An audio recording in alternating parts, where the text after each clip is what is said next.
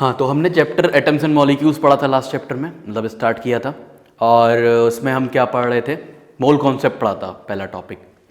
अभी mole concept को ही continue करेंगे, कुछ और चीज़ें हैं जो उसमें बतानी है, कुछ और टाइप के क्वेश्चंस हैं जो हमें डिस्कस करने हैं उसमें। अभी तक क्या डिस्कस करा था हमने, किस टाइप के क्वेश्चंस डिस्कस करे थे? पहले तो कुछ बेसिक्स बताए थे तुमको कि एटॉमिक मासेस याद रखने हैं, वैलेंसीज याद रखनी है ना, ये सब चीज़ें बताई थी, और एक टेबल बनवाई थी, जो टेबल तुम्हारी बुक में भी बनी हुई है। तो उसमें कितने प्रोटॉन्स होते हैं किस एटम में, किस एलिमेंट में कितने प्रोटॉन्स हैं, कितने उसका एटॉमिक नंबर है, कितना उसका एटॉमिक मास है ना, तो ये सब चीज़ें हमने उसमें पढ़ी थी। तो अभी और क्या पढ़ा था उसके बाद, नंबर ऑफ मोल्स और मास के बीच की रिलेशनशिप पढ़ी थी, है ना। फिर उसके बाद नंबर ऑफ मोल्स और मॉलिक्यूल्स के बीच की रिलेशनशिप पढ़ी थी, है ना। फिर उसके बाद तीसरी चीज़ पढ़ी थी मास और मॉलिक्यूल्स के बीच की रिलेशनशिप की। अगर तुम्हें मास दे रखा है तो तुम नंबर ऑफ मॉलिक्यूल्स कैसे निकालोगे, अगर तुम्हें नंबर ऑफ मॉलिक्यूल्स दे रखे हैं तो तुम मास कैसे निकालोगे। ये सब चीज़ें हमने लास्ट लेक्चर में डिस्कस करी थी। ठीक, अब हम डिस्कस करेंगे कि एक मॉलिक्यूल में एटम्स कितने होते हैं, या तुम्हें कुछ मास दे दिया, फॉर एग्जाम्पल तुम्हें दे दिया कि 25 ग्राम CO2 है तुम्हारे पास, तो उसमें कितने मॉलिक्यूल्स, उसमें मॉलिक्यूल्स तुम्हें पता ही है कितने होते हैं। मतलब तुमसे एक पर्टिकुलरली ये पूछ लिया कि अगर 25 ग्राम तुम्हारे पास कार्बन डाइऑक्साइड है तो उसके अंदर ऑक्सीजन के एटम्स कितने होंगे, ठीक है। या फिर कुछ ग्राम तुम्हें H2SO4 दे दिया, है ना, कुछ अमाउंट H2SO4 का दे दिया, और दे कैन आस्क कि इसमें ऑक्सीजन के कितने एटम्स होंगे, सल्फर के कितने एटम्स होंगे, even they can ask each type of atoms कितने होंगे, ठीक है, इस तरह के क्वेश्चन। और वो ये भी कह सकते हैं, तुम्हें मॉलिक्यूल्स दे दिए कुछ कि इतने मॉलिक्यूल्स है भाई, तो इसमें कितने एटम्स होंगे। तो ये चीज़ हम डिस्कस करेंगे आज, ठीक है। चलो तो आगे बढ़ते हैं। पहला टॉपिक जो आज का है वो है एटॉमिसिटी। एटोमिसिटी,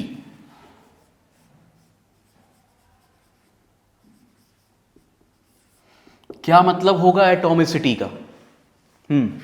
एटॉमिसिटी का क्या मतलब होगा? एटॉमिसिटी का मतलब है कितने एटम्स होते हैं किसी एक मॉलिक्यूल के अंदर।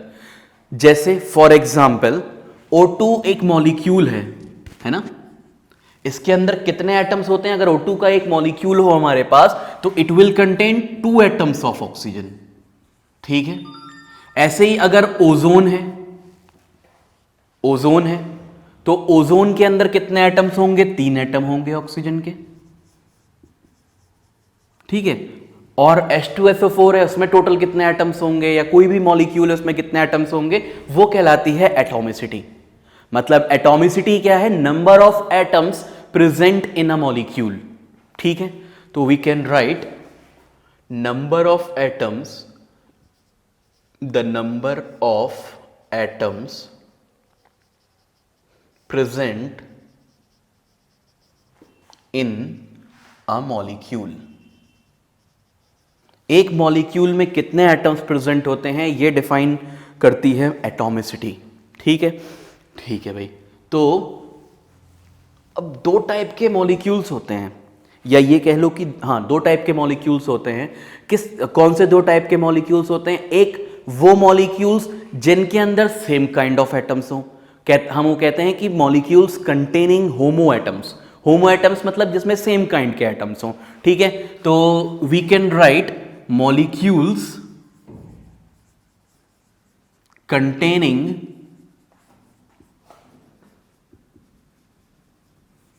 होमो एटम्स।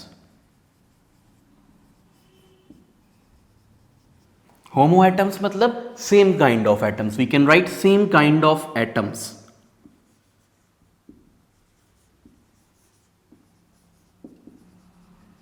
ठीक है।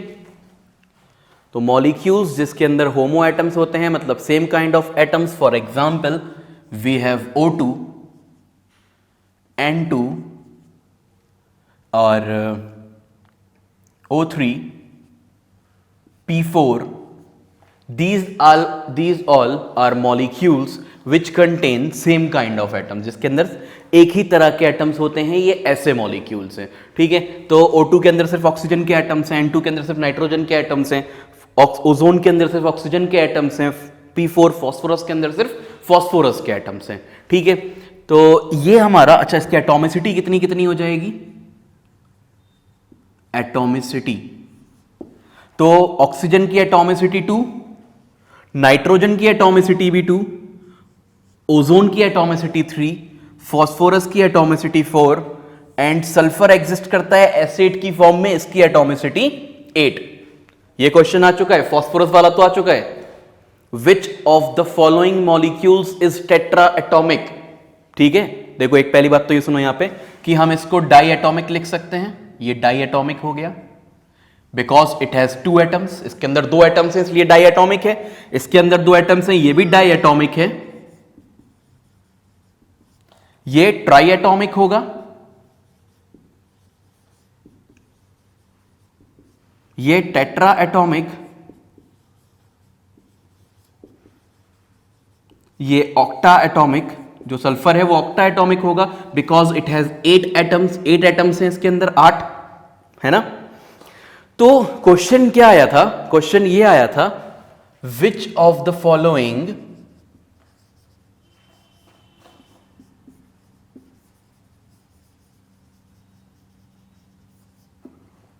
is tetraatomic,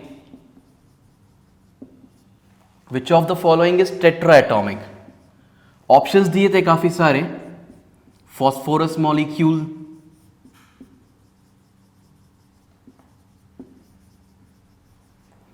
oxygen molecule, sulphur molecule,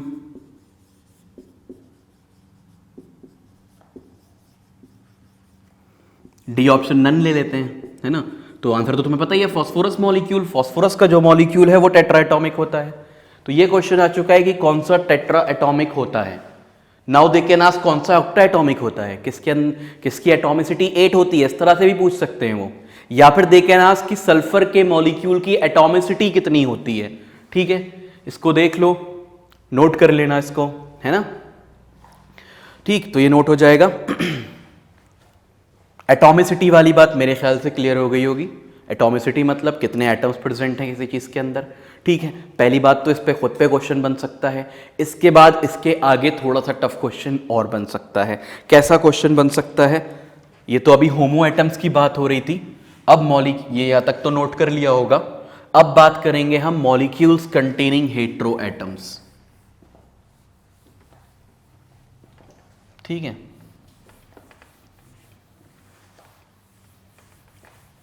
molecules containing heteroatoms।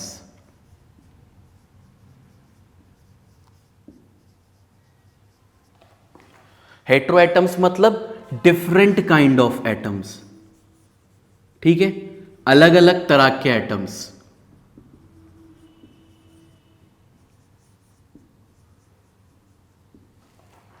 ठीक, तो हेट्रोएटम्स का क्या मतलब है, different kind of atoms.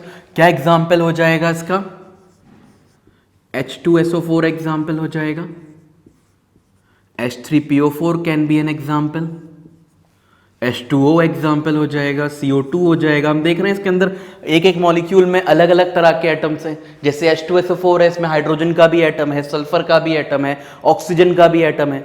H3PO4 में भी हाइड्रोजन का भी एटम है, फॉस्फोरस का भी एटम है, ऑक्सीजन का भी है। ठीक है, ऐसे H2O में हाइड्रोजन ऑक्सीजन 2 तरह के एटम्स हैं। तो different kinds of atoms present होते हैं किसी भी एक ऐसे मॉलिक्यूल में जो हेट्रो एटॉमिक मॉलिक्यूल कहलाता है।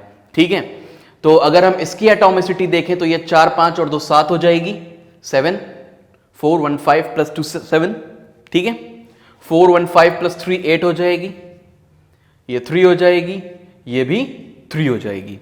ये एटॉमिसिटी होगी इन हेट्रो एटॉमिक मॉलिक्यूल्स की। ठीक है, अब क्वेश्चन क्या आ सकता है, क्वेश्चन देखने में बहुत अभी सिंपल लगेगा। ठीक है, जैसे how many atoms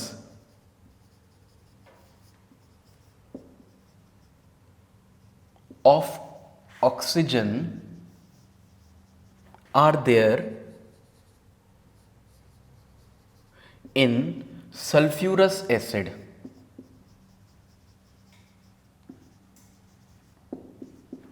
sulphurous acid के एक मॉलिक्यूल में, बल्कि इना मॉलिक्यूल ऑफ सल्फ्यूरस एसिड लिखो इसको, इना मॉलिक्यूल ऑफ सल्फ्यूरस एसिड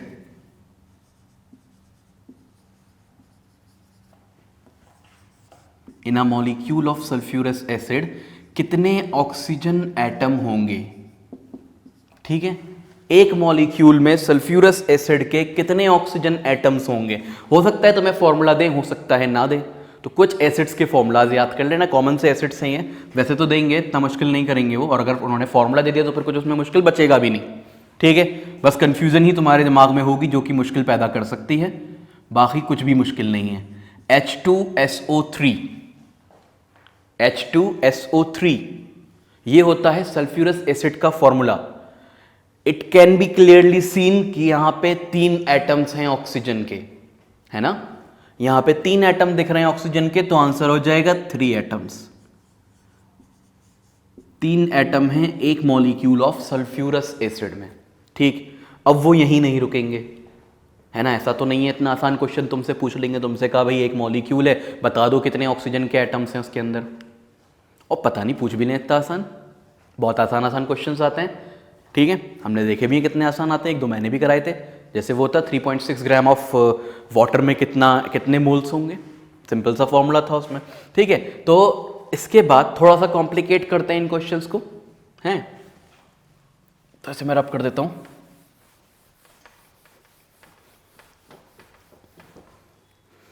क्या कॉम्प्लिकेशंस आ सकती हैं इसमें अब, तो क्वेश्चन ऐसे आ सकता है, find number of sodium ions in, अभी 1 मॉलिक्यूल ही रहने देते हैं इसको, क्योंकि आयंस की बात नहीं करी थी मैंने। तुम लोग कहोगे कि आयंस की बात तो हुई नहीं और आयन का क्वेश्चन पूछ लिया। तो अगर एक मॉलिक्यूल है सोडियम क्लोराइड का हमारे पास, एक मॉलिक्यूल है सोडियम क्लोराइड का, तो उसके अंदर कितने आयन होंगे सोडियम के। ठीक है, तो पहले तो देखो, जितने जैसे एटम निकाल रहे हो ना एटॉमिसिटी से, वैसे ही आयंस कैलकुलेट करने हैं। फॉर्मूला सोडियम क्लोराइड का NaCl होता है। ठीक है, सोडियम क्लोराइड का फॉर्मूला NaCl होता है। तो इसके अंदर हमें साफ दिख रहा है, इसके नीचे 1 लगा हुआ है, मतलब कुछ नहीं है तो 1 है, तो एक आयन होगा सोडियम का, 1 ion of Na। 1 ion of Na is there, 1 ion of sodium is there in 1 molecule of sodium chloride। ठीक है, ऐसे ही एक और क्वेश्चन बन सकता है, find number of ammonium ions, AMMONIUM, ammonium ions in 1 molecule of NH4 whole twice SO4, it is ammonium sulphate. अभी formula लिखना नहीं सिखाया है मैंने, इसलिए मैं तुम्हें बिना मतलब इसलिए फॉर्मूला लिख के दे दिया है, वरना वहां पे वो अमोनियम सल्फेट डायरेक्ट कह सकते हैं, है ना। अभी फॉर्मूला लिखने वाली बात हम अभी करेंगे, इसी लेक्चर में है आज ही। ठीक है, तो find number of ammonium ions in 1 molecule of ammonium sulphate. Ammonium ions के नंबर बताना है हमें किसके अंदर, एक मॉलिक्यूल में अमोनियम सल्फेट के। साफ दिख रहा है कि 2 हैं, 2 लगा हुआ है इसके नीचे, तो 2 आयंस ऑफ अमोनियम हो जाएंगे। NH4 अमोनियम होता है ना, 2 ions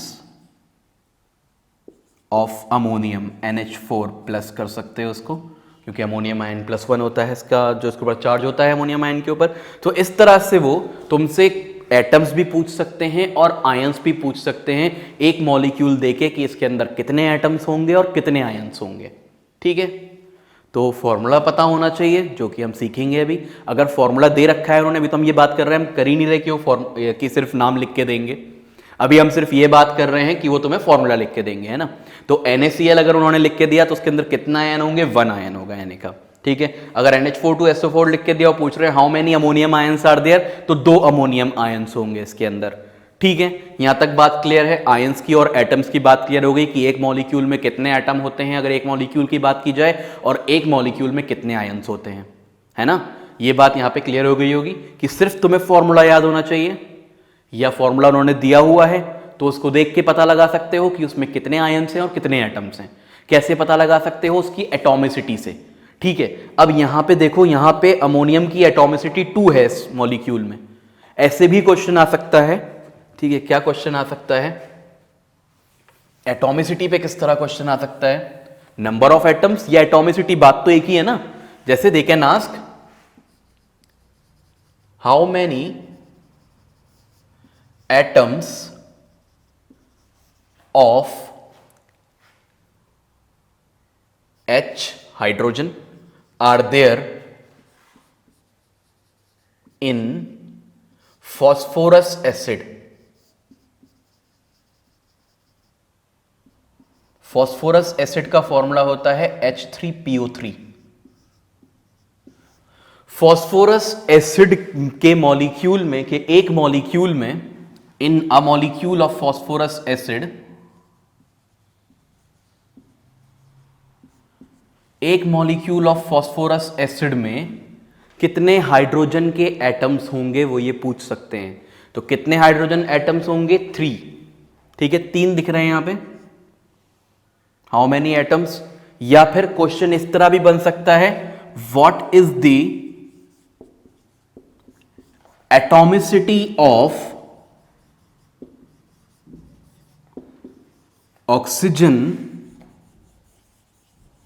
in a molecule of phosphoric acid, that is H3PO4। एक मॉलिक्यूल ऑफ फॉस्फोरिक एसिड में ऑक्सीजन की एटॉमिसिटी क्या होगी? तो मॉलिक्यूल क्या है? H3PO4 है ना। तो इसके अंदर ऑक्सीजन की एटॉमिसिटी क्या होगी? 4। 4 दिख रहे हैं ऑक्सीजन ना यहां पे, तो एटॉमिसिटी कितनी हो गई ऑक्सीजन की? 4। इसका आंसर हो गया। ठीक है, कोई कंफ्यूजन इसमें है तो हम डाउट क्लास में क्लियर कर लेंगे। ठीक है, अभी तक का, यहां तक का समझ में आ गया होगा, इसको नोट करो, फिर हम आगे बढ़ते हैं। ठीक है, आगे बढ़ने के लिए, वो नोट करने के लिए पॉज किया करो।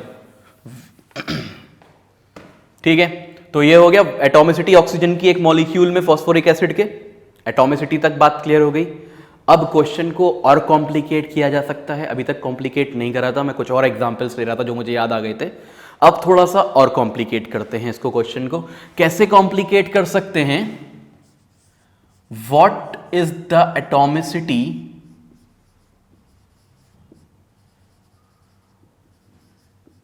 बल्कि एटॉमिसिटी मत लिखो, what is the number of atoms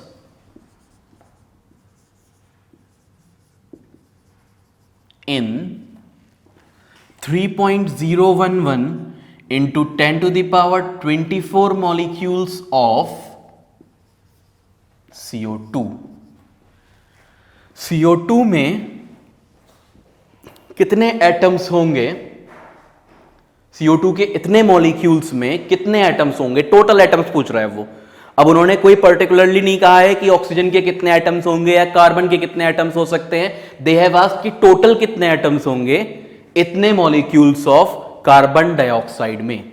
अगर तुम्हारे पास इतने मॉलिक्यूल्स हैं कार्बन डाइऑक्साइड के, तो उसके अंदर कितने एटम्स होंगे? टोटल एटम्स पूछ रहा है। ठीक है, तो तुम्हें दिख रहा है यहां पे कि एक molecule of CO2, 1 molecule of CO2 is equal to, total atoms कितने हैं? एक कार्बन का, 2 ऑक्सीजन के, तो 3 एटम्स हैं इसके अंदर। ठीक है, कितने एटम्स हैं? 3 एटम्स दिख रहे हैं हमें इसके अंदर। टोटल एटम हो गए 3। अब हमें मॉलिक्यूल्स कितने गिवन है?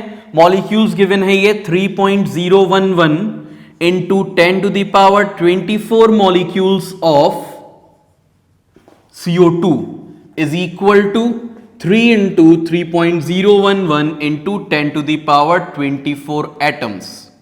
तो टोटल एटम्स कितने हो गए इसके अंदर? 9.033 into 10 to the power 24। इतने एटम्स हो गए। अगर हमसे टोटल एटम्स पूछे गए हैं कि टोटल एटम्स कितने होंगे CO2 में, तो इतने एटम्स हो जाएंगे।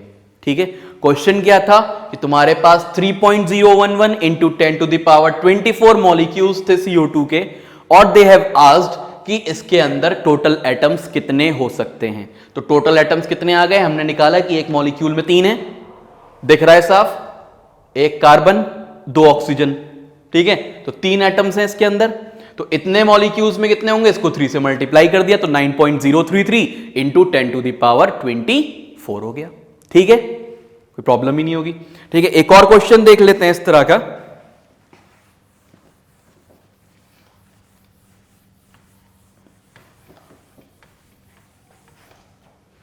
Find total number of atoms, total भी लिख सकते हैं मतलब वो लोग क्वेश्चन में, और सिर्फ खाली नंबर ऑफ एटम्स भी लिख सकते हैं ना। तो find total number of atoms in, कितना लिखें, मैंने कहा था ना क्वेश्चन खुद भी बना सकते हैं, तो लिखते हैं 9.033 into 10 to the power 24 molecules of, क्या लें, HNO3 ले लेते हैं। ठीक है, कि अगर if you have this much molecules of HNO3, इतने मॉलिक्यूल्स हैं तुम्हारे पास HNO3 के, तो उसके अंदर एटम्स कितने होंगे टोटल, ये पूछा है सवाल। तो भाई बहुत सिंपल, अभी हम कर ही रहे थे। एक मॉलिक्यूल में कितने एटम्स हैं HNO3 के, 1 molecule of HNO3 is equal to 5 atoms. HNO3 के एक मॉलिक्यूल में 5 एटम्स हैं, दिख रहा है साफ, एक हाइड्रोजन का, एक नाइट्रोजन का, 3 ऑक्सीजन के, है ना। कितने एटम्स हो गए इसके अंदर, 5 एटम्स हो गए। ठीक, एक मॉलिक्यूल में HNO3 के। यहां तक क्लियर हो गया होगा। अब 9.033 into 10 to the power 24 molecules में ऑफ HNO3 कितने एटम्स होंगे, 5 से इसको मल्टीप्लाई कर दो, 9.033 इंटू 10 टू द पावर 24, 5 से मल्टीप्लाई करके आंसर निकाल लेना। ठीक है, हाँ। तो अब यहां पे क्या बात है, यहां पे मैं एक बात ये बताना चाह रहा था कि यहां देखो, अगर क्लियर नहीं हो पा रहा है कि हम ये कैसे मल्टीप्लाई कर देते हैं, तो बचपन में जाओ 6th क्लास में, तुमने यूनिटरी मेथड पढ़ा होगा, या उससे भी पहले जाओ, और है ना, कि 5 रुपए की एक चॉकलेट आती है, एक चॉकलेट 5 रुपए की आती है, या हाँ चलो एक चॉकलेट 5 रुपए की आती है, एक चॉकलेट मॉलिक्यूल चॉकलेट हो गया, एक चॉकलेट 5 रुपए की, एटम्स रुपए हो गए, है ना। तो इतनी चॉकलेट कितने की आएंगी, तो मल्टीप्लाई तो करते थे वहां पे, है ना। एक चॉकलेट 5 की है तो 20 चॉकलेट कितने की आएंगी, 20 इंटू 5 100 रुपए की आएंगी। वैसे ही यहां पे कि अगर एक मॉलिक्यूल के अंदर 5 एटम हैं तो इतने मॉलिक्यूल्स में कितने होंगे, 5 से इसको मल्टीप्लाई कर दिया, सीधा सीधा हिसाब है। समझ में आ गया होगा अब तक तो। ठीक है, चलो फिर इसको और कॉम्प्लिकेट करते हैं। हाँ, कॉम्प्लिकेट करना ही पड़ेगा क्योंकि इतना आसान क्वेश्चन थोड़ी देंगे, तो मैं वो मल्टीप्लाई करवाते रहेंगे वहां पे, 2 टू द 4 3 टू द 6 क्या होता है। ठीक है, आगे बढ़ते हैं, नोट करते रहना साथ साथ, रोक रोक के वीडियो को। ठीक है, हाँ भाई ठीक। तो चलो इसके बाद नेक्स्ट क्वेश्चन देखते हैं। अब क्या करें, अब मोल्स में देख लेते हैं। जैसे find number of sulphur atoms, sulphur atoms तो कम हो जाएगा, सल्फर एटम्स, चलो sulphur atoms in 0.22 moles of, या 0.2 मोल्स ऑफ Na2S2O3। ठीक है, Na2S2O3 में कि अगर हमें 0.2 मोल्स दे रखे हैं तो उसके अंदर सल्फर के एटम्स कितने होंगे। ठीक है, ये देखते हैं कि इसके अंदर सल्फर के एटम्स कितने होंगे।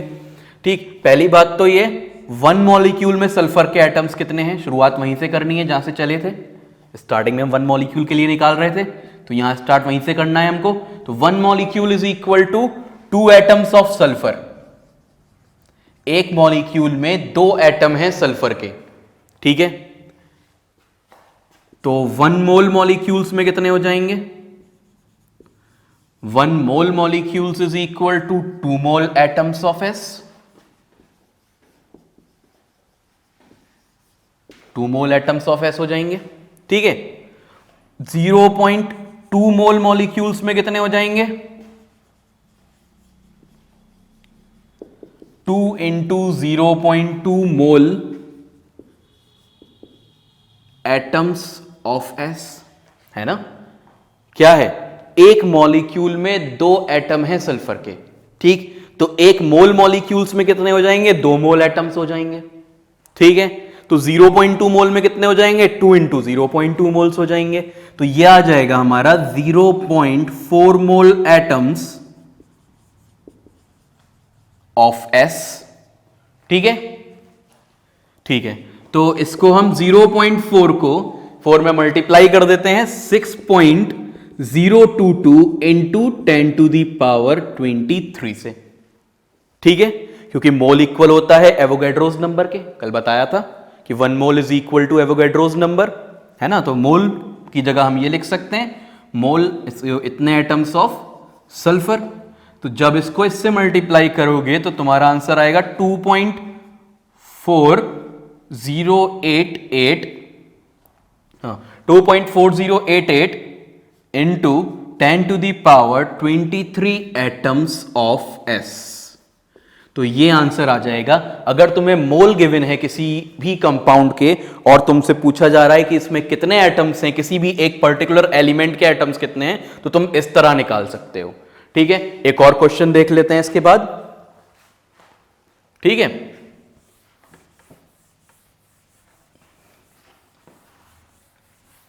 और इस बार टोटल नंबर ऑफ एटम्स के लिए देख लेते हैं, ठीक।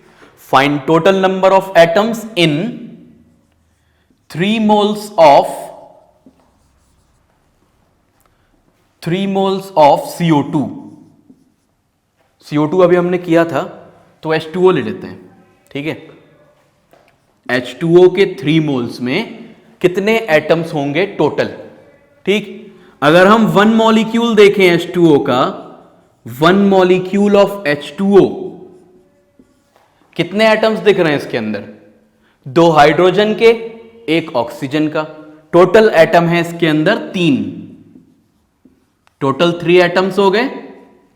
एक molecule of H2O, 1 molecule of H2O is equal to 3 atoms, ठीक है। तो 1 mole molecule of H2O is equal to 3 mole atoms. तो 1 मोल मॉलिक्यूल ऑफ H2O में कितने हो जाएंगे, 3 मोल एटम्स हो जाएंगे, ठीक है। निकालना कितने में हमको, 3 मोल में निकालना है। 3 mole molecules of H2O is equal to 3 into 3 हो जाएगा भाई, 1 में 3 तो 3 में 3 इंटू 3, ठीक है। तो 3 इंटू 3 मोल एटम्स, ये हो जाएगा 9 मोल एटम्स। टोटल कितने हो जाएंगे, 9 मोल एटम्स हो जाएंगे, ठीक है। और मोल इक्वल होता है तुम्हारा 6.022 इंटू 10 टू दी पावर 23, ठीक है।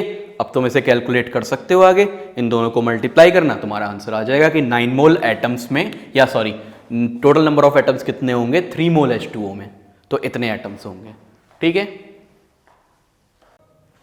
हाँ भाई, तो ये वाला क्वेश्चन समझ में आ गया होगा कि एक मॉलिक्यूल में अगर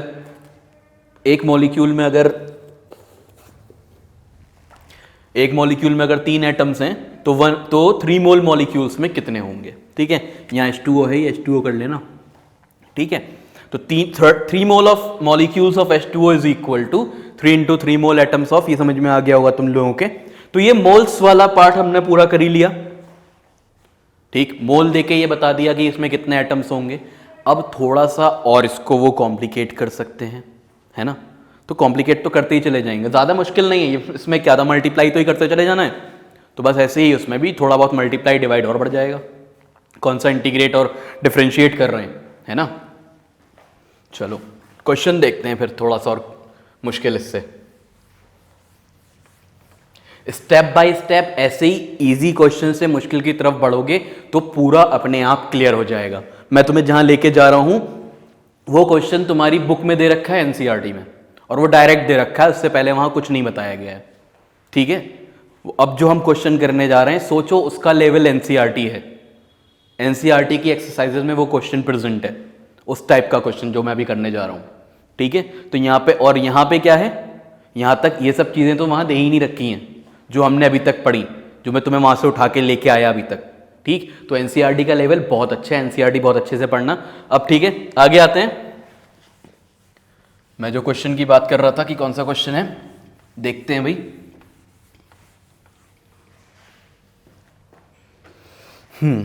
तो क्वेश्चन क्या हो सकता है, find the number of oxygen atoms in 5.3 gram of sodium carbonate, that is Na2CO3। अब क्या हुआ, अभी तक क्या था भाई, पहले तो एक एक मॉलिक्यूल की बात करी हमने कि एक मॉलिक्यूल दे दिया और उसमें बता दिया कितने एटम्स होंगे, हैं। CO2 को एक मॉलिक्यूल दिया, पूछा इसमें कितने एटम होंगे। फिर तुम्हें उसके बाद CO2 के बाद फिर एक मॉलिक्यूल की जगह हमने थोड़े मॉलिक्यूल्स और बढ़ा दिए कि चलो इस तरह से बता दो कि 9.033 इंटू 10⁻23 मॉलिक्यूल्स अगर दे रखे हैं तो उसमें कितने एटम्स होंगे, ये कह दिया तुमसे, है ना। उसके बाद फिर क्या हुआ, फिर मोल्स में कन्वर्ट कर दिया क्वेश्चन को, कहा कि इतना मोल ये प्रेजेंट है तो इसके अंदर कितने एटम्स होंगे, ऐसे क्वेश्चन दे दिए, है भाई। उसके बाद अब हम कहाँ पहुंच रहे हैं, मास पे। अब तुम्हें मास दे दिया कि 5.3 ग्राम Na2CO3 है हमारे पास, तो ये बताओ उसके अंदर ऑक्सीजन के कितने एटम्स होंगे, ठीक है। इन द एंड पहुंचना हमें वहीं है, वन मॉलिक्यूल वाली बात पे। तो अब इसका वन मॉलिक्यूल बनाया जाए, पहले तो वन मोल बनाया जाए, है ना। पहले तो मोल्स में कन्वर्ट करा जाए इसको। तो पहला काम क्या है भाई कि इसको हम मोल्स में कन्वर्ट करेंगे, ठीक है। तो नंबर ऑफ मोल्स निकालेंगे किसके, Na2CO3 के। Number of moles of Na2CO3, Na2CO3 के नंबर ऑफ मोल्स।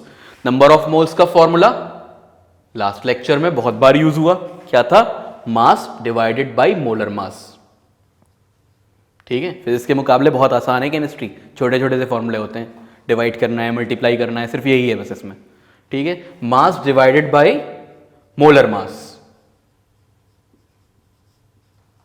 ठीक। तो अब मास गिवन कितना है हमें Na2CO3 का, 5.3 गिवन है।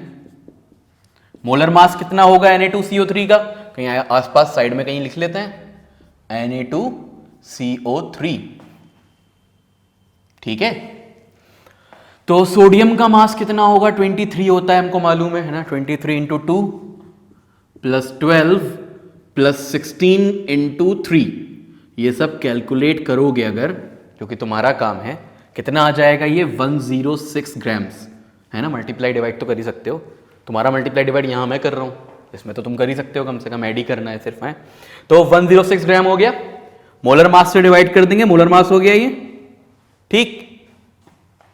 पॉइंट काटा, नीचे 10 लगाया, ये 1/2 आ गया, 1/20 हमारा होता है अगर डेसिमल में लें तो 0.05, ठीक है। तो 0.05 मोल्स आ गए तुम्हारे पास Na2CO3 के। पहला स्टेप क्या था, हमने मोल्स निकाल लिया Na2CO3 के, अगर हमें मास दे रखा है तो। देखो एक काम और करा करो, अगर तुम्हें क्वेश्चन खुद सॉल्व करना है, मतलब तुम चाहते हो कि तुम बहुत इसमें प्रो हो जाओ, तो वीडियो को पॉज करो मेरे क्वेश्चन लिखते ही, और पहले क्वेश्चन सॉल्व करो, उसके बाद देखो तुमने सही करा है कि नहीं करा है, ठीक है। अब जैसे ये क्वेश्चन कराया मैंने, इसके बाद एक और कराऊंगा, तो उसमें खुद करके देखना, ऐसा नहीं कि पूरा इसी पे डिपेंडेंट रहो, है ना। तो इसको तुम कर सकते थे अगर चाहते तो, मोल्स में कन्वर्ट करते और उसके बाद आगे कर लेते, है ना। तो करना क्या है, अब क्वेश्चन से पहले पॉज बटन दबाना है, खुद सॉल्व करना है, then you will see the solution, उसके बाद सॉल्यूशन देखना है, ठीक है। तो ये तुम्हारा नंबर ऑफ मोल्स आ गए किसके, Na2CO3 के, ठीक। Na2CO3 के नंबर ऑफ मोल्स आ गए। इसके बाद क्या करते हैं भाई, फिर अपनी कहानी लिखना शुरू करते हैं, जो हम करते हैं हमेशा। मोल्स तो आ ही गए, है ना, जो हम कर रहे थे कि 1 मॉलिक्यूल ऑफ Na2CO3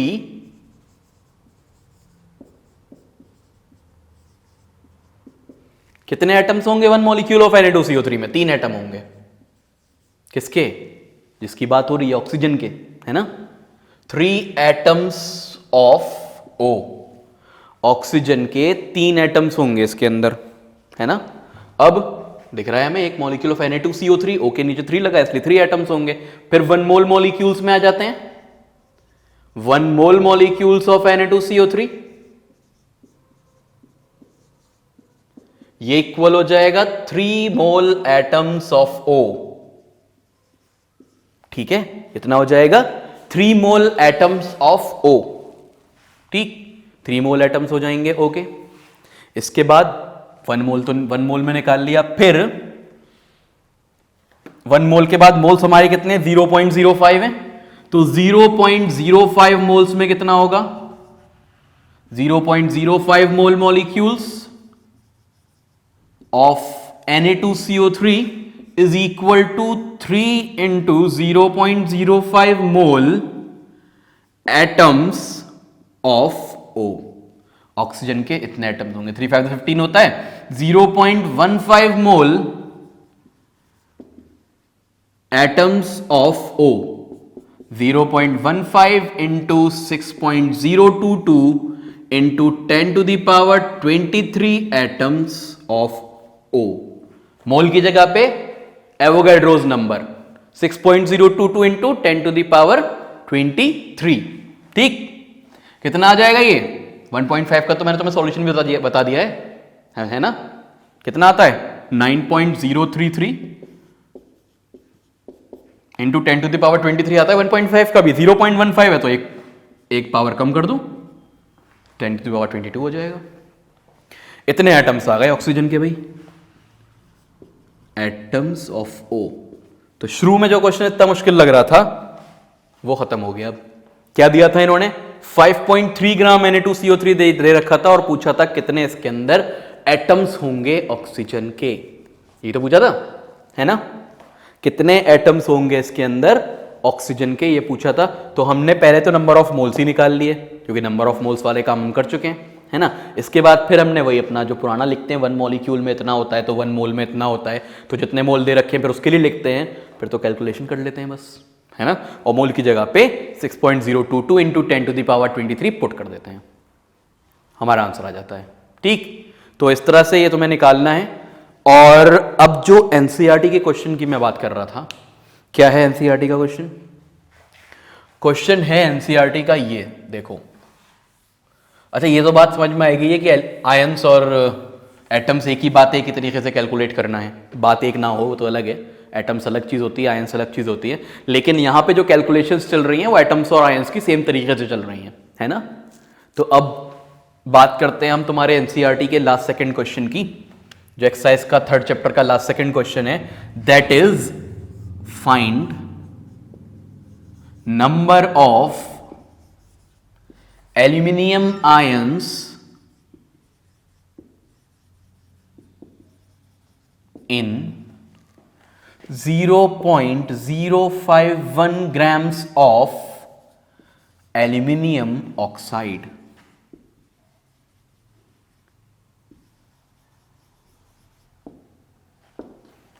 तो क्वेश्चन क्या है कि 0.051 ग्राम अगर हमें एल्यूमिनियम ऑक्साइड दे रखी है तो उसके अंदर एल्यूमिनियम के आयंस कितने हो सकते हैं। पहले तो एल्यूमिनियम ऑक्साइड का फॉर्मूला लिख के दिखा दे रहा हूं तुमको। क्या है एल्यूमिनियम ऑक्साइड का फॉर्मूला? है Al2O3। ठीक है, 3 है, Al2O3 है एल्यूमिनियम ऑक्साइड का फॉर्मूला। क्वेश्चन ये पूछ रहे हैं कि इसके अंदर कितने एल्यूमिनियम आयंस होंगे अगर तुम्हें 0.051 ग्राम एल्यूमिनियम ऑक्साइड दे रखी है तो। ठीक है, ये एनसीईआरटी का क्वेश्चन है। ठीक, तो अब देखो लिखते हैं कितने आयंस होंगे। पहले काम क्या करेंगे जो यहां कर रहे थे, नंबर ऑफ मोल्स कैलकुलेट कर लेंगे किसके, Al2O3 के। ठीक है, पहले तो Al2O3 का फॉर्मूला लिखते हैं नंबर ऑफ मोल्स का। क्या होता है नंबर ऑफ मोल्स का फॉर्मूला? लास्ट लेक्चर में बहुत बार बताया गया है, mass divided by molar mass. ठीक है, मास को डिवाइड करेंगे मोलर मास से।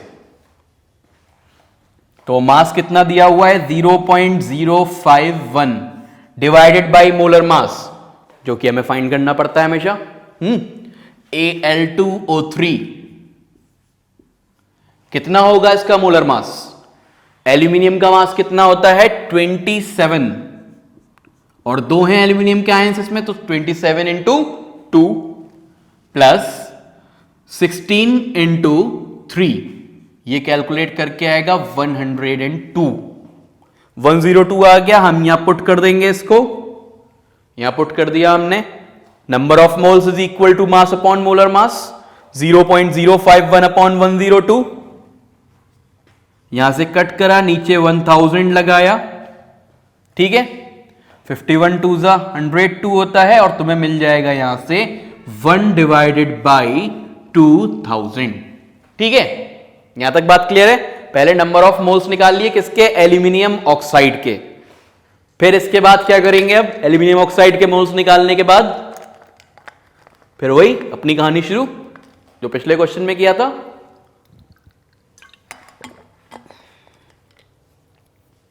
ठीक है, चलो आगे बढ़ते हैं। 1 मॉलिक्यूल ऑफ Al2O3, दोबारा से ही लिखेंगे पूरा।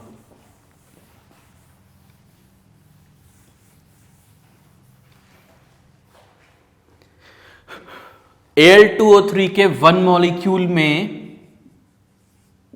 कितने आयंस होंगे एल्यूमिनियम के? यहां पे हमें दिख रहा है फॉर्मूले में कि 2 लगा हुआ है हर जगह। Al2O3 का जो फॉर्मूला है वो Al2O3 है।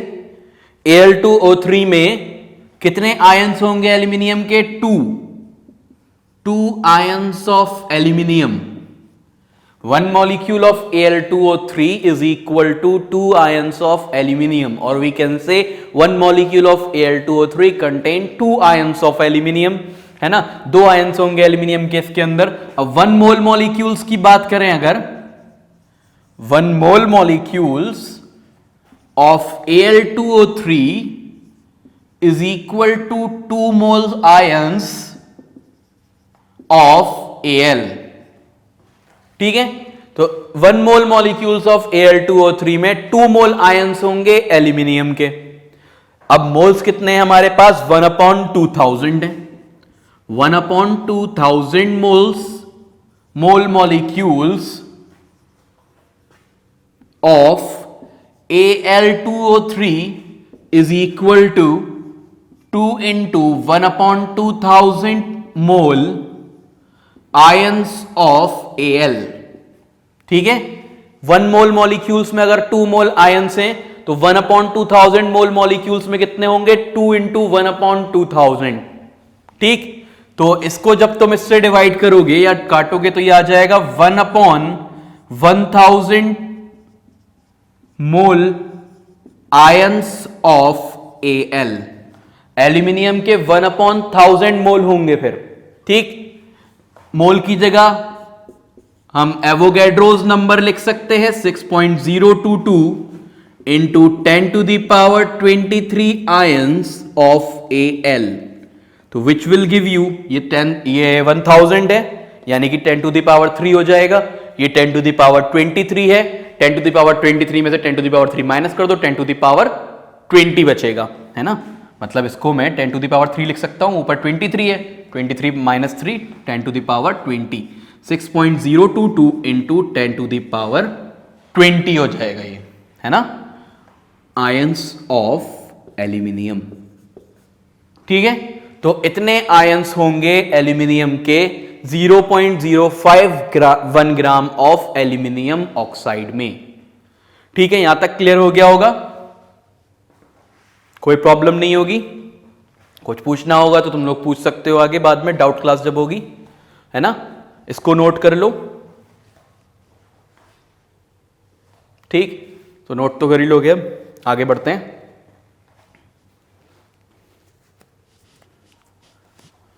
तो इस तरह के क्वेश्चंस तो ये कंप्लीट हो गए। अब बात करेंगे हम इसके बाद एसटीपी कंडीशंस की। क्या होती हैं एसटीपी कंडीशंस? एसटीपी कंडीशंस मतलब स्टैंडर्ड टेम्परेचर प्रेशर कंडीशंस, ठीक है।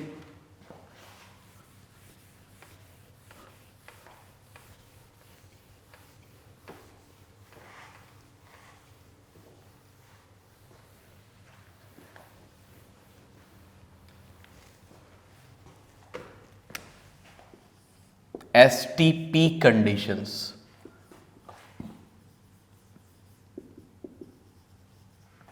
ठीक, एसटीपी कंडीशंस की फुल फॉर्म है स्टैंडर्ड टेम्परेचर प्रेशर कंडीशंस।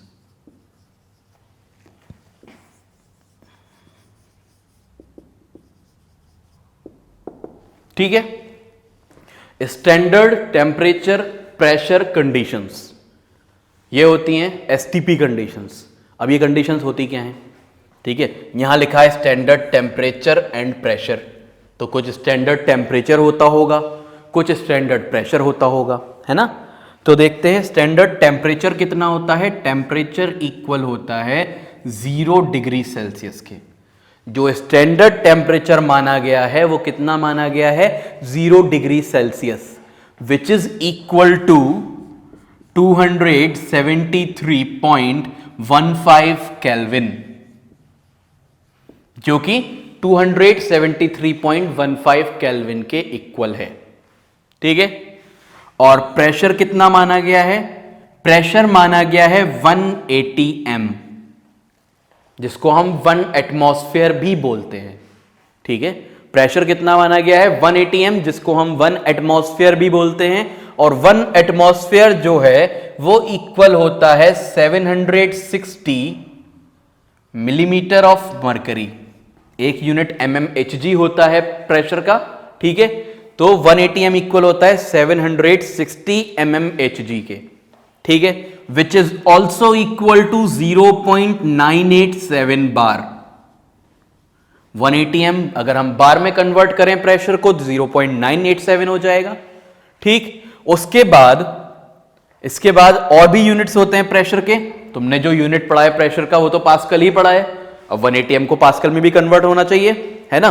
तो पास्कल में ये होता है 1.01325 into 10 to the power 5 pascals, यानी कि 180 m इतने पास्कल के इक्वल होता है। ठीक है, और भी यूनिट्स हैं जैसे 760 टॉर में भी आता है प्रेशर, उसके भी इक्वल होता है ये। ठीक है, फिर और भी यूनिट्स होते हैं, वो तुम लोग खैर इतनी जरूरत नहीं है, जो हमें जरूरत है बस इतने की है, 180 m की। ठीक है, ठीक, ज्यादा इतना पूछ लेगा कि उसमें कितना पास्कल होता है, क्योंकि ये बुक में दे रखा है एक जगह पे कि 180 m इतने पास्कल के बराबर होता है ना। तो ये पास्कल वाली बात याद रख लेना बस। बार और mmHg तो मुश्किल है, लेकिन आगे के लिए हाँ, अगर फ्यूचर के लिए याद रखना चाह रहे हो 11th के लिए, जब भाई साइंस के लिए पढ़ रहे हो तो 11th के लिए पढ़ रहे हो, फिर तो याद करना ही पड़ेगा इन सब चीज़ों को, है ना। यूज़ तो वहाँ ये होनी ही होनी है, ये सारे यूनिट्स यूज़ होने हैं। ठीक, तो ये समझ में आ गया होगा टेम्परेचर कितना है, प्रेशर कितना है। ये स्टैंडर्ड टेम्परेचर प्रेशर कंडीशंस होती हैं जिनको हम एसटीपी कंडीशंस बोलते हैं। ठीक है, एसटीपी कंडीशंस पे वॉल्यूम कितनी होती है वो देख लेते हैं। टेम्परेचर प्रेशर तो समझ में आ गया कितना होता है। टेम्परेचर कितना है? 0 डिग्री सेल्सियस, जिसको हम 273.15 केल्विन भी बोल सकते हैं, है ना। और प्रेशर कितना है? 1 एटमॉस्फेयर, जिसको हम 760 mmHg और ये जितने भी यूनिट्स हैं सब बोल सकते हैं। ठीक है, अब आगे बात करते हैं वॉल्यूम की। Volume of 1 mole of a gas, एक मोल गैस की वॉल्यूम एसटीपी पर एक मोल वॉल्यूम, एक मोल गैस की 1 मोल तो अब तुम समझ ही गए हो ना, 6.022 into 10 to the power 23 molecules की वॉल्यूम। अगर इतने मॉलिक्यूल्स एक साथ इकट्ठा है गैस के एसटीपी कंडीशंस पे, तो उनकी वॉल्यूम कितनी होगी? ठीक है, ये देख रहे हैं हम, है ना। तो वो वॉल्यूम, या ये कह सकते हो कि 1 मोल इक्वल होता है उसके मोलर मास के, है ना। तो 1 मोल उसके मोलर मास के इक्वल होता है। तो जैसे फॉर एग्जांपल हीलियम है, अगर 4 ग्राम हीलियम प्रेजेंट है कहीं, 4 ग्राम हीलियम एसटीपी पे प्रेजेंट है, तो उसकी वॉल्यूम कितनी होगी, यानी कि उसकी 1 मोल की वॉल्यूम कितनी होगी। किसी भी गैस का 1 मोल का वॉल्यूम होगा, 1 mole is equal to 22.4 litres. कितना होगा? 22.4 litres. 1 mole is always equal to 22.4 litres at STP पर फॉर गैसेज ओनली। ठीक है, सिर्फ गैसेस के लिए ये बात है कि 1 मोल इक्वल होता है 22.4 लीटर्स के। तो यहां से नंबर ऑफ मोल्स का एक और फॉर्मूला आ गया, अभी तक हमने 2 पढ़े थे। अब गैसेस की वॉल्यूम के लिए एक और फॉर्मूला, थर्ड फॉर्मूला आ गया है। तो वो थर्ड फॉर्मूला क्या है? Number of moles is equal to volume divided by 22.4। ठीक है, अच्छा एक और चीज, ये 22.4 को हम 22.4 डेसीमीटर क्यूब भी लिख सकते हैं। ठीक है, 1 लीटर 1 डेसीमीटर क्यूब के बराबर होता है, इसलिए हम 22.4 लीटर्स को 22.4 डेसीमीटर क्यूब भी लिख सकते हैं। या फिर we can write it 22,400 millilitres. 22,400 millilitres भी हो सकता है। अगर वॉल्यूम मिलीलीटर्स में दे रखी है तो 22,400 भी पुट करा जा सकता है इस फॉर्मूले में। तो नंबर ऑफ मोल्स इक्वल हो सकते हैं वॉल्यूम डिवाइडेड बाय 22.4 और 22,400 के इक्वल। ठीक है, तो एक फॉर्मूला और तुम्हें यहां से मिल गया। और ये डेसीमीटर क्यूब ml, एक और चीज इसमें देख लो कि 1 ml इक्वल होता है 1 सेंटीमीटर क्यूब के, तो ये इक्वल हो जाएगा 22,400 सेंटीमीटर क्यूब के। 1 ml यहां लिख लेना, because 1 ml is equal to 1 centimetre cube, जिसे हम 1 cc भी बोलते हैं। cc क्या है? cc से कंफ्यूज नहीं होना है, क्यूबिक सेंटीमीटर को ही बोलते हैं। cc is cubic centimetre. Bike का जो इंजन आता है ना 1000 सीसी, बाइक का तो 1000 सीसी नहीं आता, अभी तो 200 सीसी 250 सीसी आता है। कार्स का आता है 1000 सीसी का, तो उसका मतलब है 1000 सेंटीमीटर क्यूबिक सेंटीमीटर। ठीक है, तो 1 ml is equal to 1 centimetre cube या फिर 1 सीसी। ठीक है, तो ये बात यहां तक क्लियर हो गई। अब कुछ क्वेश्चंस ऐसे कर लेते हैं जिसमें तुम्हें मोल्स दे रखे हो और तुम्हें वॉल्यूम फाइंड करनी हो। ठीक है, मोल्स दे रखे हो और वॉल्यूम फाइंड करनी हो। ठीक है, कैसे क्वेश्चंस हो सकते हैं? फिर अब कर देता हूं मैं, ये सब समझ में आ गया होगा, इसे नोट कर लेना।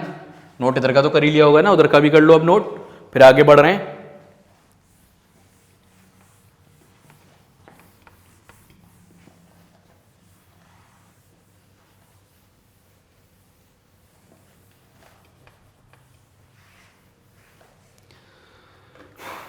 ठीक है ना, चलो ठीक। अब क्वेश्चन जैसे अभी हम मास और मोल्स के क्वेश्चंस कर रहे थे, बहुत ही सिंपल क्वेश्चंस थे कि इतना मास दे रखा है तो उसमें मोल्स कितने होंगे। यहाँ पे क्या है कि तुम्हें वॉल्यूम दे रखी होगी और वो तुमसे पूछ सकते हैं कि इसके अंदर कितने मोल्स होंगे, या फिर मोल्स दे रखे होंगे, मोल्स से वॉल्यूम फाइंड करवा सकते हैं। ठीक है, तो find number of moles in 44.8 litre, 44 लिखाइए, 44.8 litres of CO2 gas at STP।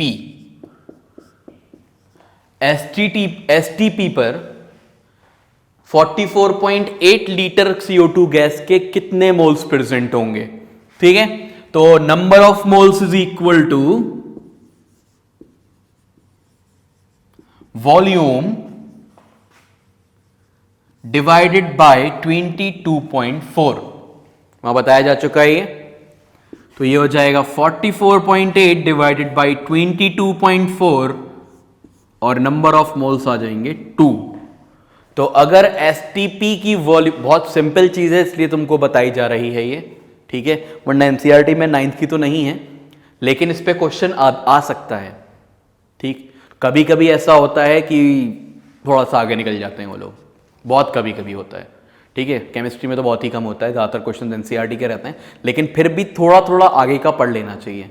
हल्का सा आगे निकले तो वहाँ तक का कवर करके रखना चाहिए। ठीक है, इतनी कोई मुश्किल चीज़ भी नहीं है कि तुम नहीं पढ़ सकते हो, पढ़ भी सकते हो, है ना।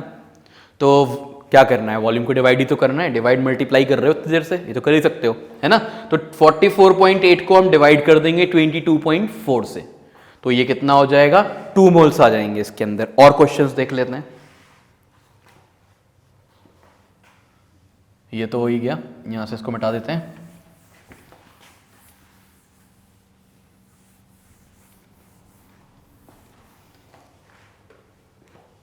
ठीक, अब आगे आते हैं। फाइंड, एक और क्वेश्चन देखते हैं इसके ऊपर। फाइंड नंबर ऑफ मोल्स, और ये क्वेश्चन करने से पहले जैसे मैं क्वेश्चन टाइप करूं, सॉरी क्वेश्चन लिखूं, तो क्या करना, वीडियो पॉज करना, फिर खुद करने की कोशिश करना। कुछ करने को है नहीं इसमें वैसे, लेकिन ऐसे ही करो, ठीक है। फिर उसके बाद चेक करना, ठीक। Find number of moles in 560 ml of N2 gas at STP। STP पर 560 ml of N2 गैस के कितने मोल्स होंगे, ठीक है। तो नंबर ऑफ मोल्स का फॉर्मूला अभी पढ़ा हमने, number of moles is equal to volume divided by 22.4। 22.4 था, लेकिन अब बात ml में हो रही है, तो 22.4 लीटर इक्वल हो जाता है 22,400 के। तो यह आ जाएगा 560 डिवाइडेड बाई 22,400, जो तुम कट करोगे तो तुम्हें मिलेगा 0.25 मोल्स, ठीक है। कितने आ जाएंगे, 0.25 मोल्स आ जाएंगे इतने ml ऑफ N2 में एट STP, ठीक है। इसके बाद अभी तक क्या था, वॉल्यूम से मोल्स निकाले थे, अब हम मोल्स से वॉल्यूम फाइंड करेंगे, है ना, कि तुम्हें मोल्स दे रखे हैं और वॉल्यूम फाइंड करनी है।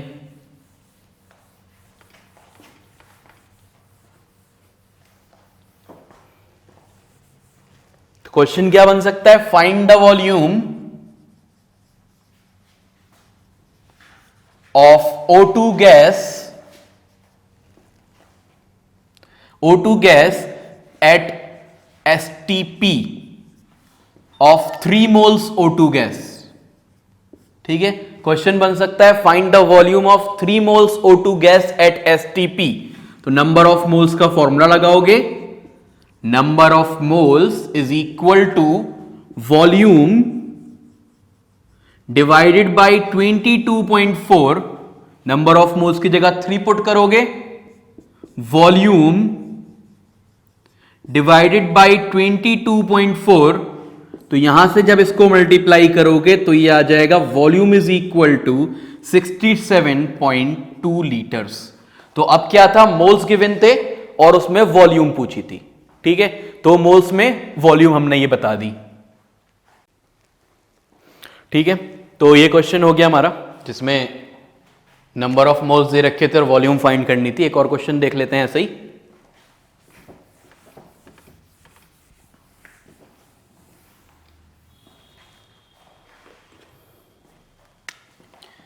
क्वेश्चन क्या बन सकता है, एक और, फाइंड द वॉल्यूम ऑफ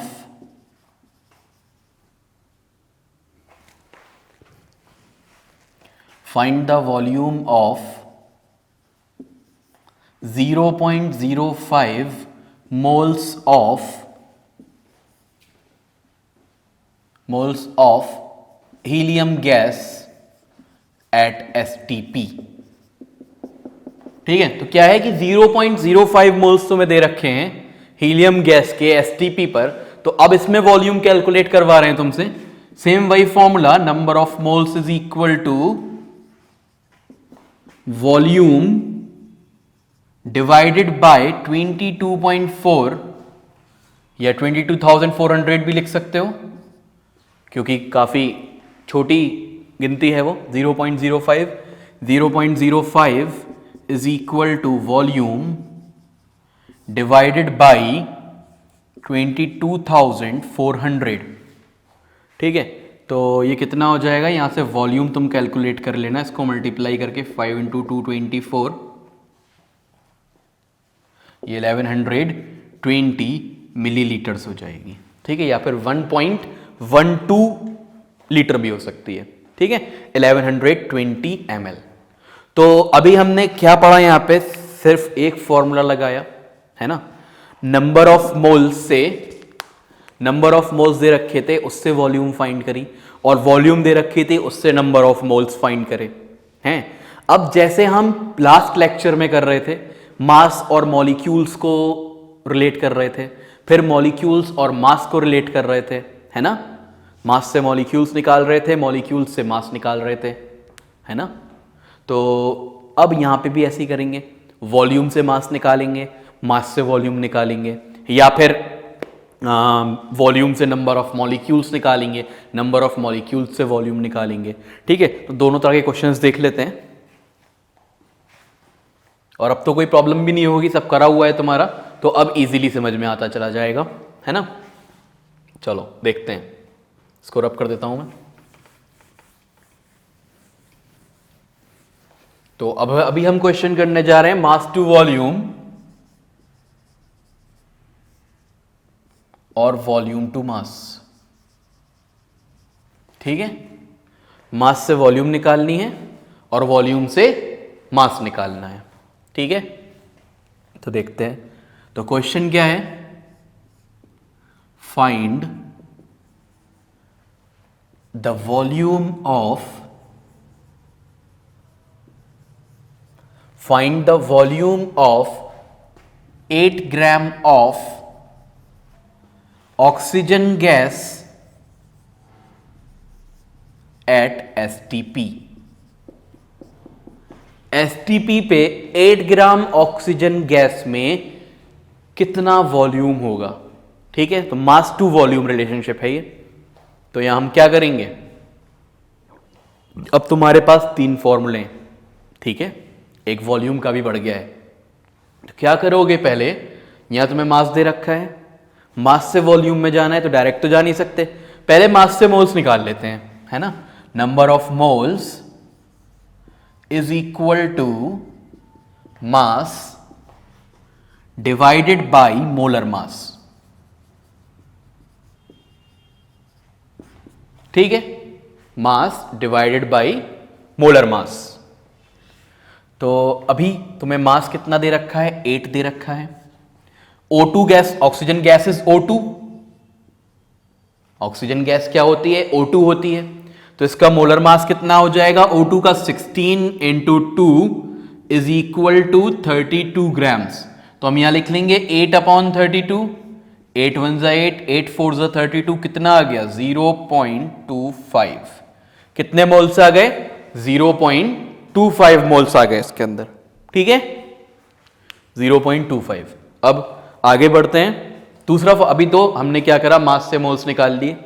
दूसरा फॉर्मूला लगा के हम क्या करेंगे, मोल्स से वॉल्यूम फाइंड कर लेंगे।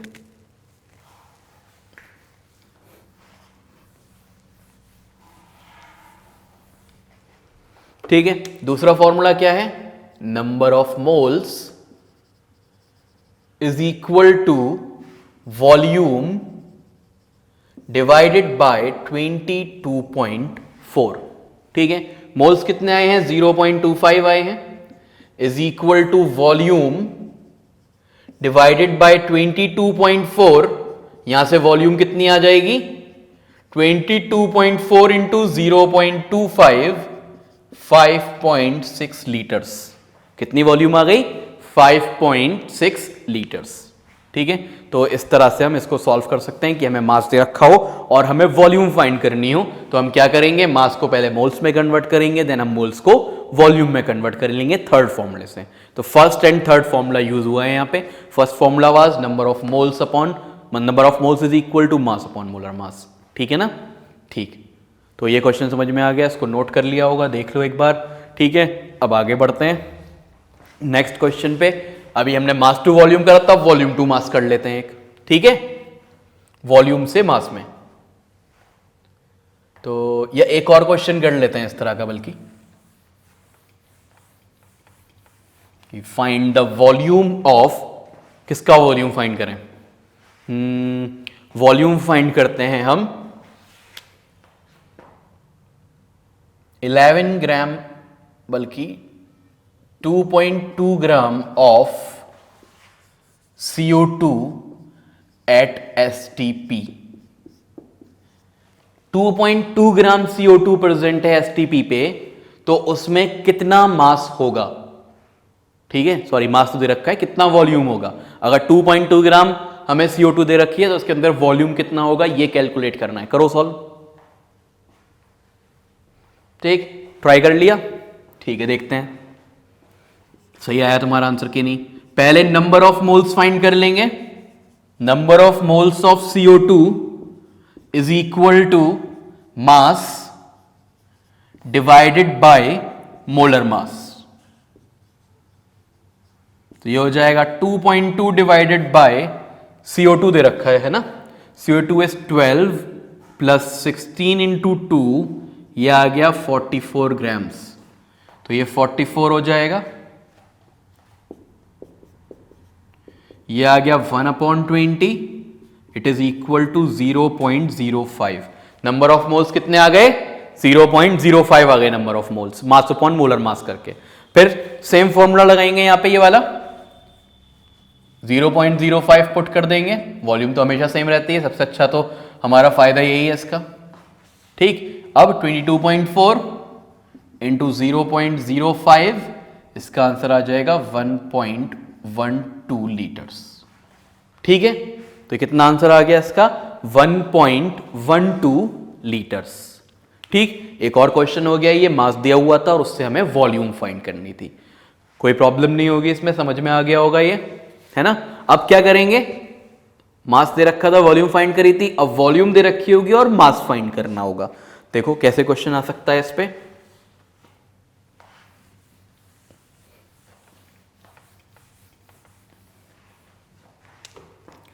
Find the mass of 5.6 litre of NH3, ammonia gas होती है NH3, एट STP।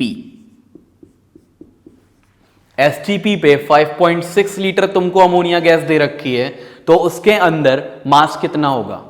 करो कैलकुलेट। ठीक है, ट्राई करा होगा, देखते हैं आगे। पहले नंबर ऑफ मोल्स फाइंड कर लेते हैं। इस बार थर्ड वाला फॉर्मूला पहले लगेगा, है ना, थर्ड फॉर्मूला पहले लगेगा। Number of moles is equal to volume divided by 22.4। ठीक है, ये हो गया 5.6 डिवाइडेड बाय 22.4। ठीक है, 5.6 डिवाइडेड बाय 22.4 कितना आ जाएगा? 0.25 आ गया ये। ठीक है, 0.25 मोल्स हो गए इसके अंदर STP पे अमोनिया गैस के। ठीक है, अब दूसरा फॉर्मूला लगाते हैं। कौन सा वाला फॉर्मूला लगेगा अब? मास वाला, जो फर्स्ट फॉर्मूला था हमारा, mass divided by molar mass. ठीक है, number of moles is equal to mass divided by molar mass. Mass कितना दिया हुआ है हमें? मास तो फाइंड करना है। ठीक है, नंबर ऑफ मोल्स दे रखे हैं 0.25 is equal to mass divided by molar mass. किसका मोलर मास? अमोनिया का। अमोनिया का फॉर्मूला है NH3। NH3 14 plus 1 into 3 is equal to 17 gram. तो यहां हम पुट कर लेंगे 17 ग्राम। ठीक है, तो यहां से मास कितना निकल आएगा?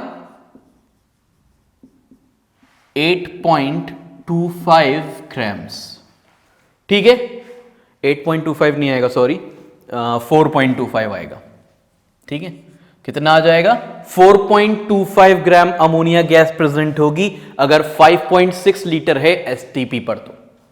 ठीक है, तो ये हमारा वॉल्यूम से मास वाला रिलेशनशिप हो गया। ठीक, एक आध क्वेश्चन और देखते हैं। ठीक है, फिर से स्कोर अप कर देता हूं मैं। Find the mass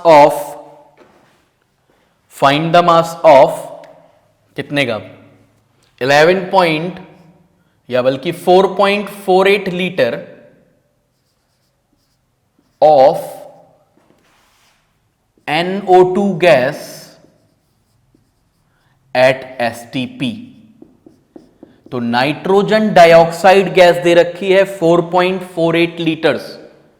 nitrogen dioxide gas दे रखी है 4.48 लीटर्स। तो तुम्हें उसका मास कैलकुलेट करना है ना। तो फॉर्मूला लगाओगे वॉल्यूम डिवाइडेड बाय 22.4। पहले तो ये लगाओगे वॉल्यूम डिवाइडेड बाय 22.4, तो वॉल्यूम कितना है 4.48 डिवाइडेड बाय 22.4। 22 ये टूजा होता है लेकिन 0.2 हो जाएगा पॉइंट्स की वजह से, तो नंबर ऑफ मोल्स कितने आ जाएंगे इसके अंदर 0.2। ठीक है, 0.2 मोल्स आ गए। अब ये वाला फॉर्मूला सिंपल,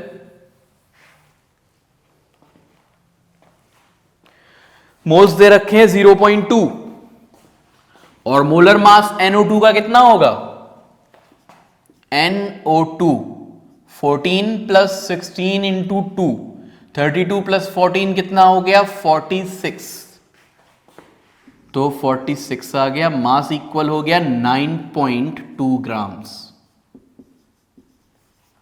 ठीक है, तो मास कितना निकल के आया यहां से 9.2 ग्राम्स। कोई कंफ्यूजन इसमें? यहां तक बात क्लियर है? क्या बात कर रहे थे हमने कौन से फॉर्मूला इस पे क्वेश्चन करे हैं कि किस तरह हम नंबर ऑफ मोल्स को कन्वर्ट कर सकते हैं, नंबर ऑफ मोल्स को तो कर लिया था, मास को कन्वर्ट कर सकते हैं वॉल्यूम में, और किस तरह वॉल्यूम को कन्वर्ट कर सकते हैं मास में, ये डिस्कस किया हमने यहां पे अभी, है ना, कि किस तरह से मास को वॉल्यूम में कन्वर्ट करेंगे और किस तरह से वॉल्यूम को मास में कन्वर्ट करेंगे। हर क्वेश्चन में अभी तक 2 ही फॉर्मूले लगे हैं, है ना, 2 फॉर्मूले वाले ही क्वेश्चंस आएंगे, इससे ज्यादा कुछ नहीं आएगा वहां पे। ठीक है, बस तुम्हें क्वेश्चन बहुत ध्यान से पढ़ना है और फॉर्मूलाज को अप्लाई करना है, ज्यादा फॉर्मूले याद नहीं करने, बस एटॉमिक मासेस तुम्हें याद होने चाहिए। ठीक है, और वो भी सिर्फ फर्स्ट 20 एलिमेंट्स के। अगर फर्स्ट 20 एलिमेंट्स के एटॉमिक मासेस याद कर लिए तुमने, वो तुम्हें 11th क्लास तक फायदा देंगे, ना कि सिर्फ 11th एंट्रेंस में। फर्स्ट 20 के बस, और 10 के और कर लेना 11 में जाके, ये 30 पूरा 12th निकाल देंगे तुम्हारा। ठीक है, बाकी तो थोड़े बहुत चलते रहते हैं। समझ में आ रही है बात? तो ये 20-30 कम से कम एटॉमिक मासेस और एटॉमिक नंबर्स याद कर लो इसके, अगर आगे केमिस्ट्री पढ़ना चाहते हो तो पढ़ोगे ही, जब 11th एंट्रेंस दे रहे हो तो, है ना। ठीक है, तो अभी तो ये मास से हमने वॉल्यूम निकाली, वॉल्यूम से मास निकाला। अब देखते हैं मास से किस तरह मॉलिक्यूल्स निकालेंगे, किस तरह मॉलिक्यूल्स से मास निकालेंगे। ठीक है,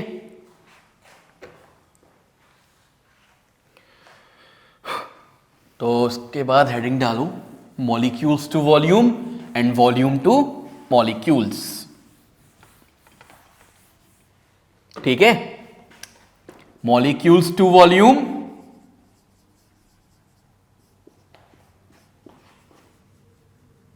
and volume to molecules.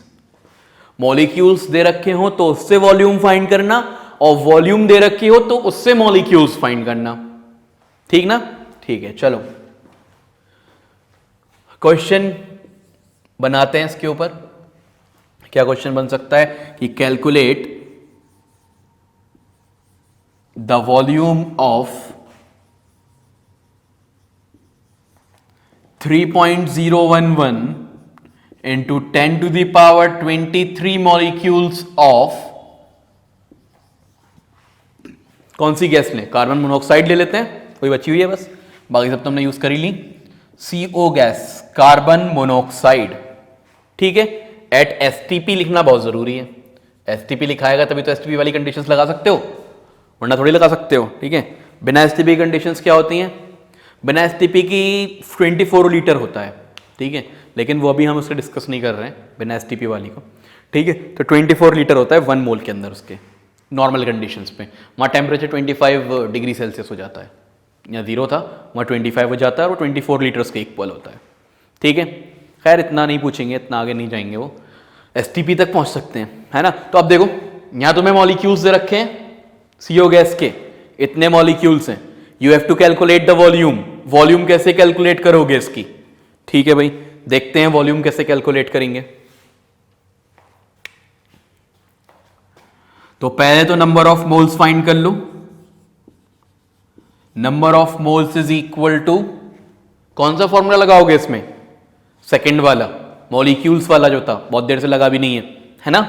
Number of moles is equal to number of molecules divided by Avogadro's number 6.022 into 10 to the power 23।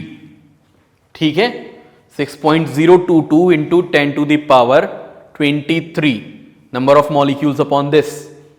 ठीक है, तो it is equal to number of moles find करने, नंबर ऑफ मॉलिक्यूल्स गिवन है तुमको 3.011 into 10 to the power 23 divided by 6.022 into 10 to the power 23, ये cancel हो गया, कितना आ गया 0.5 मोल्स आ गए। कितने मोल्स आ गए CO गैस के 0.5। ठीक है, अब इससे हमें निकालनी है वॉल्यूम, तो कौन सा फॉर्मूला लग जाएगा, वॉल्यूम वाला फॉर्मूला लग जाएगा, simple volume divided by 22.4। Number of moles is equal to volume divided by 22.4। Number of moles 0.5, it is equal to volume divided by 22.4। तो यहां से वॉल्यूम इक्वल हो जाएगी 11.2 लीटर्स। कितना आ गया वॉल्यूम, 11.2 लीटर्स। ठीक है, तो अगर तुम्हें मॉलिक्यूल्स गिवन है तो मॉलिक्यूल्स से वॉल्यूम भी कैलकुलेट कर सकते हो। अभी क्या कर रहे थे, मास से वॉल्यूम, वॉल्यूम से मास कर रहे थे, हमने मॉलिक्यूल्स से वॉल्यूम कैलकुलेट कर दी। समझ लो इसे, नोट कर लो इसे।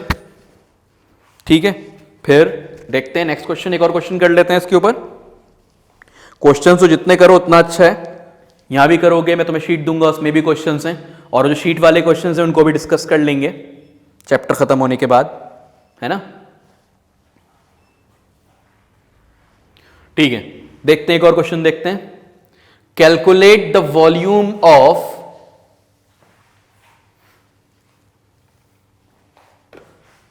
calculate the volume of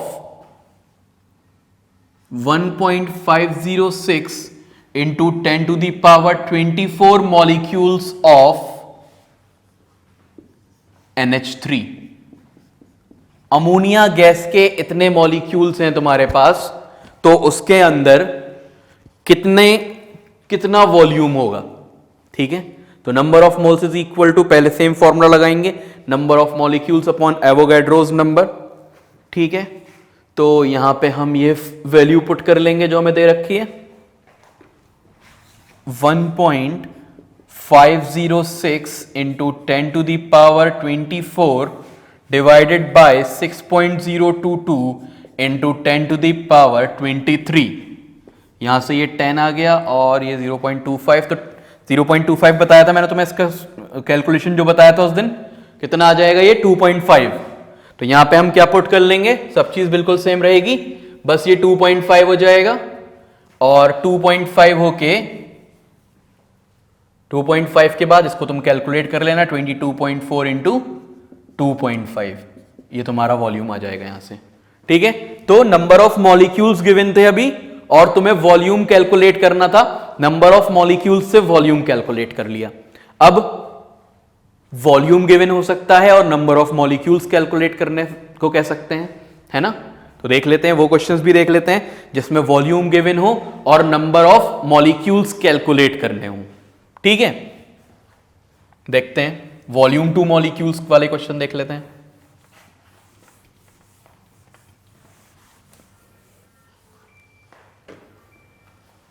question क्या बन सकता है, calculate the number of molecules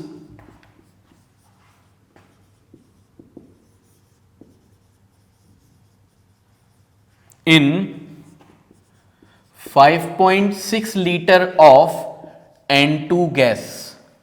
अगर नाइट्रोजन गैस 5.6 लीटर प्रेजेंट है एट एसटीपी पे, अगर नाइट्रोजन गैस 5.6 लीटर प्रेजेंट है तो हमें उसके मॉलिक्यूल्स फाइंड करने हैं कि उसके अंदर मॉलिक्यूल्स कितने होंगे। ठीक है, अच्छा एक और चीज, एक एवोगैड्रोस लॉ भी यहां पे समझ लो। क्या कहता है एवोगैड्रोस लॉ, कि जितने ज्यादा मॉलिक्यूल होंगे उतनी ज्यादा वॉल्यूम होगी। ठीक, number of molecules is directly proportional to volume. या इसको एक और तरह समझ सकते हो कि fixed volume of gases contain fixed number of molecules. For example, इस तरह की 2 बॉटल्स हैं हमारे पास, है ना। दोनों बॉटल्स में, इसमें भी 6 लीटर नाइट्रोजन गैस है, दूसरी बॉटल में भी 6 लीटर नाइट्रोजन गैस है ना। दोनों के अंदर 6 लीटर नाइट्रोजन गैस है, दोनों बॉटल्स के अंदर, तो उसके अंदर नंबर ऑफ मॉलिक्यूल्स भी सेम होंगे। ठीक है, इस बॉटल में भी और दूसरी बॉटल में भी। एक बॉटल में 6 लीटर नाइट्रोजन गैस है, एक बॉटल में 6 लीटर हाइड्रोजन गैस है। ठीक है, तो दोनों के अंदर नंबर ऑफ मॉलिक्यूल्स भी इक्वल होंगे। तो fixed volume of gases contain fixed number of molecules, कोई सी भी गैस हो चाहे, एक जगह हाइड्रोजन है, एक जगह नाइट्रोजन है, एक बॉटल में नाइट्रोजन है, एक बॉटल में ऑक्सीजन है, दोनों की वॉल्यूम लेकिन सेम है, तो नंबर ऑफ मॉलिक्यूल्स भी दोनों के सेम होंगे। ठीक है, यहां तक समझ में आ गया। इस वाले क्वेश्चन को देख लेते हैं। 5.6 litre of N2 gas, number of moles पहले फाइंड करेंगे। Number of moles is equal to कौन सा वाला फॉर्मूला लगाएंगे, ये वाला वॉल्यूम वाला, क्योंकि नंबर ऑफ मोल्स हमें फाइंड करने और वॉल्यूम हमें दे रखी है। मोल्स क्यों फाइंड कर रहे हैं, क्योंकि उसी से मॉलिक्यूल्स फाइंड होंगे। ठीक है, number of moles is equal to volume divided by 22.4। Volume है 5.6 डिवाइडेड बाय 22.4, इसे डिवाइड करके तुम्हें मिल जाएगा 0.25। ठीक, तो ये पहला फॉर्मूला हो गया जो मैं पहले लगाना है। ये थर्ड फॉर्मूला है, वैसे हमारा 3 फॉर्मूले हमारे पास, उसमें तीसरा फॉर्मूला ये है। ठीक है, अब मॉलिक्यूल्स कैलकुलेट करने के लिए हम क्या करेंगे कि इसमें हम फॉर्मूला लगा देंगे दूसरा वाला, सेकंड फॉर्मूला जो था हमारा वो मॉलिक्यूल्स वाला। ठीक, number of moles is equal to number of molecules upon Avogadro's number 6.022 into 10 to the power 23। ठीक है, 0.25 आया था ये, यहां पे हम 0.25 लिख देंगे। नंबर ऑफ मॉलिक्यूल्स हमें फाइंड करने हैं,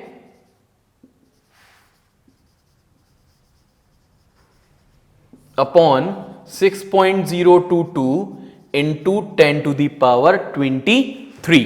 तो यहां से नंबर ऑफ मॉलिक्यूल्स कितने आ जाएंगे, इन दोनों को मल्टीप्लाई करोगे तो मल्टीप्लाई करके कितना आएगा, ये तो बता चुका हूं, ये वाली कैलकुलेशन में तुमको कितना आता है 1.506 इंटू 10 टू द पावर 23। ठीक है, इतने मॉलिक्यूल्स होंगे 5.6 लीटर ऑफ नाइट्रोजन गैस में। ठीक है, एक और क्वेश्चन देख लेते हैं इस तरह का। ये समझ में आ गया ना, इसमें क्या था कि तुम्हें वॉल्यूम दे रखी थी नाइट्रोजन गैस की और मॉलिक्यूल्स पूछे थे। तो पहले वॉल्यूम को कन्वर्ट कर लिया मोल्स में, फिर मोल्स को कन्वर्ट कर लिया मॉलिक्यूल्स में। अब देख लेते हैं एक और क्वेश्चन देख लेते हैं इसके ऊपर। Find number of molecules in कितना लीटर्स, ले लेते हैं हम, कितना लेंगे 4.48 लीटर ऑफ NH3 अमोनिया। ठीक है, अमोनिया गैस के इतने लीटर्स में कितने मॉलिक्यूल्स होंगे ये देखते हैं अब। तो पहला काम तो यही कि नंबर ऑफ मोल्स देख लेंगे, नंबर ऑफ मोल्स। तो नंबर ऑफ मोल्स फाइंड करते हैं पहले, कौन से फॉर्मूले से, थर्ड फॉर्मूले से। ठीक है, अभी जो किया था, number of moles is equal to volume divided by 22.4। Volume 4.48 दे रखी है, इसको 22.4 से डिवाइड करेंगे, कितना आ जाएगा ये 0.2। तो 0.2 मोल्स आ जाएंगे इतना वॉल्यूम ऑफ NH3 में। मोल्स आ गए, मोल्स को अब मॉलिक्यूल्स में कन्वर्ट करना है। ठीक है, तो मोल्स को मॉलिक्यूल्स में कन्वर्ट कर लेते हैं।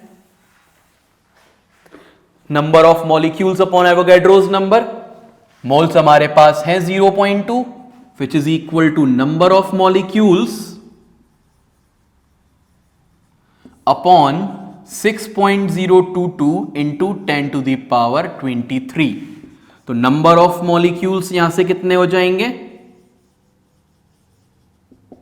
12.044 या 1.2044 इंटू 10 टू द पावर 23, जब तुम इन दोनों को मल्टीप्लाई करोगे तो। ठीक है, तो ये तुम्हारा मॉलिक्यूल्स टू वो वॉल्यूम टू मॉलिक्यूल्स हो गया। इससे पहले हमने क्या करा था, मॉलिक्यूल्स टू वॉल्यूम करा था, अब मॉलिक्यूल्स टू वॉल्यूम है ये। ठीक है, तो ये वॉल्यूम वाला पार्ट कंप्लीट हो गया। इस पे कुछ क्वेश्चंस और लिख लो जो हम अभी सॉल्व करेंगे। या तुम लोग कर लेना, मैं इसको नेक्स्ट लेक्चर में करवाऊंगा सॉल्व, ठीक है।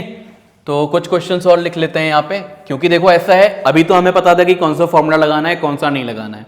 जब वो क्वेश्चन मिक्स्ड आएंगे एक साथ, तो वहां पे हम क्या फॉर्मूला लगाएंगे, कौन सा पहले करेंगे, तो उसकी प्रैक्टिस के लिए तुम यहां पे कुछ क्वेश्चंस लिख लो।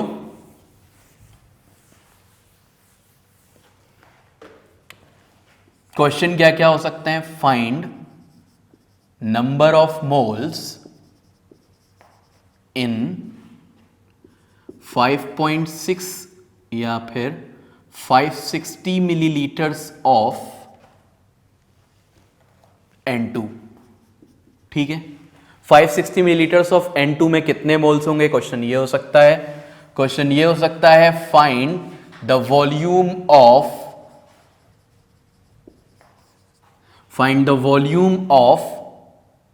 3.011 into 10 to the power 23 molecules of CO2। ये क्वेश्चन हो सकता है कि इतने मॉलिक्यूल्स ऑफ CO2 में कितना वॉल्यूम होगा। थर्ड क्वेश्चन क्या हो सकता है, फाइंड द वॉल्यूम ऑफ